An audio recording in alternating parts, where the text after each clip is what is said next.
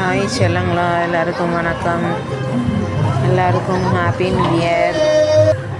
நாங்கள் happy new year கொண்டாடுறதுக்காக சைதாப்பேட்டைக்கு வந்திருக்கோம். சைதாப்பேட்டை ஐயப்பன் கோவிலுக்கு வந்திருக்கோம். பாருங்கள், கோயில் உள்ளே போய்கிட்டு இருக்கோம்.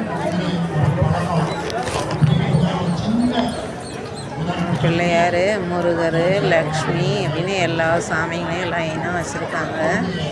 பார்க்கவே நல்லா அழகாக இருக்குது. கோயிலுக்குள்ளே தான் போய்கிட்டு இருக்கோம். கோயில் எங்கே இருக்குதுன்னா சைதாப்பேட்டையில் ஐயப்ப பக்தர்கள் சங்கம்னு சொல்லி அங்கே இருக்குது.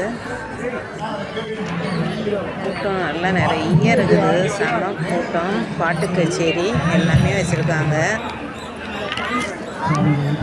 பாருங்கள், ஐயப்ப சாமி பாருங்கள், நல்லா அழகாக இருக்காது.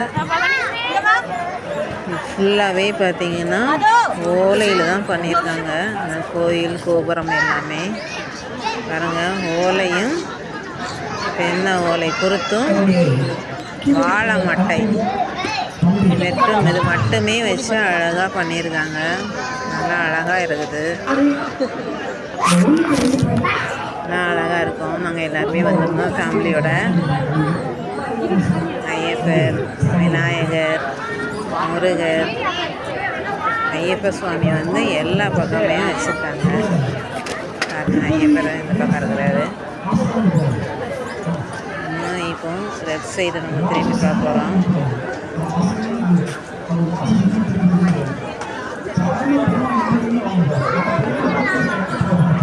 எல்லாருமே நல்லா வீடியோ எடுக்கிறாங்க.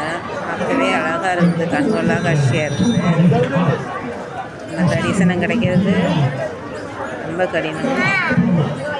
பாருங்கள், இது லெஃப்ட் சைடில் வந்துருக்கோம். 4 பக்கமே ஐயப்ப சுவாமி வச்சுக்கிறாங்க. அழகாக இருக்குது. பார்க்குறதுக்கு 1000 கண்கள் வேணும். இந்த தரிசனம் கிடைக்கிறது நம்ம ரொம்ப கொடுத்து வச்சுருக்கணும். பாருங்கள், இது பின்னாடி ஐயப்ப சுவாமி வச்சுருக்காங்க. எல்லாமே பாருங்கள், வெறும் வாழை மட்டை தென்னை குருத்தில் தான் செஞ்சுருக்காங்க. நல்லா அழகாகவே இருக்குது. சூப்பராக இருக்குது. நம்ம இங்கேருந்து சபரிமலை போகணுன்ற அவசியமே இல்லை. நம்ம இங்கேயே கும்பிட்டுக்கலாம். பாட்டு கச்சேரி நடந்துருக்குது இந்த இடத்துல. வீடியோ